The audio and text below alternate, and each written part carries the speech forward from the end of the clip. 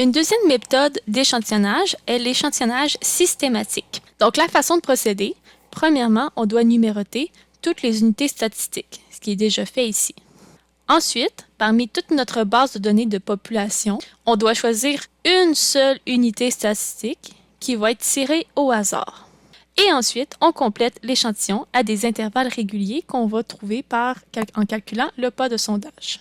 Donc, pour trouver la première unité statistique, il faut utiliser la fonction Excel égale aléa, et là, on va prendre aléa entre bornes. Ici, Excel nous demande quel est le min et le max. Donc, dans le fond, nous, ce qu'on va lui donner, c'est la première unité statistique possède le numéro 1.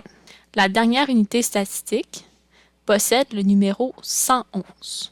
Donc, on va demander à Excel qu'il choisisse un nombre entre 1 et 111 au hasard. D'où le pourquoi. Pour le minimum, on va écrire 1.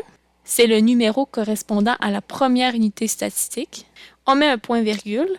Et pour le maximum, on écrit 111 qui correspond au numéro de la dernière unité statistique. Excel a choisi au hasard un numéro. Donc, comme d'habitude, on va copier et on va venir coller pour ne pas qu'Excel change constamment le nombre aléatoire. Donc, la fonction Excel aléatoire a disparu. Donc là, l'unité statistique qu'on va choisir, c'est 96. 96, c'est celle-ci. Donc, ce sera ma première unité statistique que je vais choisir. Pour les autres unités statistiques, on va utiliser un pas de sondage qui est un intervalle. Pour le calculer, on a besoin de quelques informations. Premièrement, la taille de la population. On a dit qu'il y avait 111 oiseaux pris dans notre base de données de population.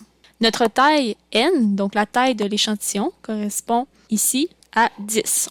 On cherche un échantillon de 10 par exemple. Le pas de sondage, le calcul, c'est de faire grand N, donc 111, divisé par petit n. Donc, on n'oublie pas la formule égale. Ce qui donne un pas de sondage de 11,1, donc ce qui signifie qu'il faudrait prendre les oiseaux à des intervalles de 11,1. Comme 11,1, c'est plus ou moins possible, on va utiliser tout simplement la partie entière. Donc, dans le fond, vous enlevez le nombre à virgule, il reste 11.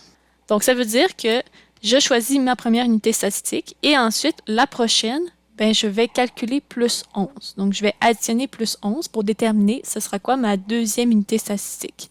Et je vais toujours additionner plus 11, ainsi de suite, pour construire mon échantillon.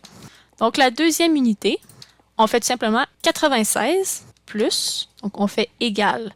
On va chercher le premier numéro de l'unité statistique et on additionne le pas de sondage. Plus 11. On arrive à 107. Donc, l'oiseau, qui a le numéro 107, qui est ici, va faire partie de mon échantillon. Vous pouvez le compter. 1, 2, 3, 4, 5, 6, 7, 8, 9, 10, 11. Donc, l'intervalle de 11 est bien respecté. Pour la troisième unité statistique, on fait le même principe. On repart cette fois-ci de 107, donc égal, on va chercher la deuxième unité statistique, et on additionne plus le pas de sondage, 11. On arrive à 118. Le problème, c'est que lorsqu'on regarde à la fin complètement, on ne peut pas aller plus loin que 111. Il n'y a pas de numéro 118.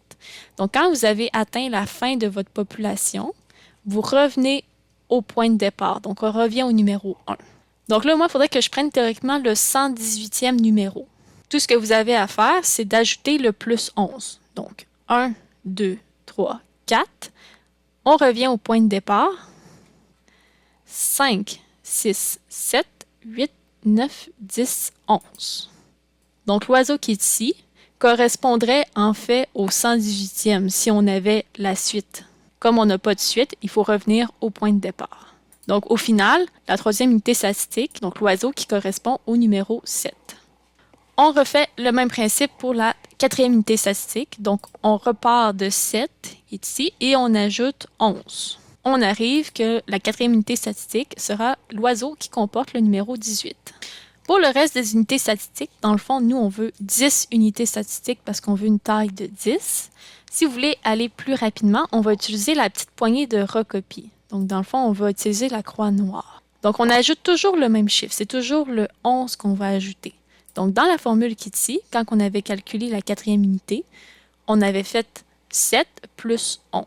Donc, comme le 11 ne bouge pas, on va ajouter des signes de dollar avant et après la lettre. On clique sur Enter et là, on peut utiliser notre poignée de recopie. On glisse jusqu'à la 10e unité. On arrive à 84 pour la dernière unité statistique.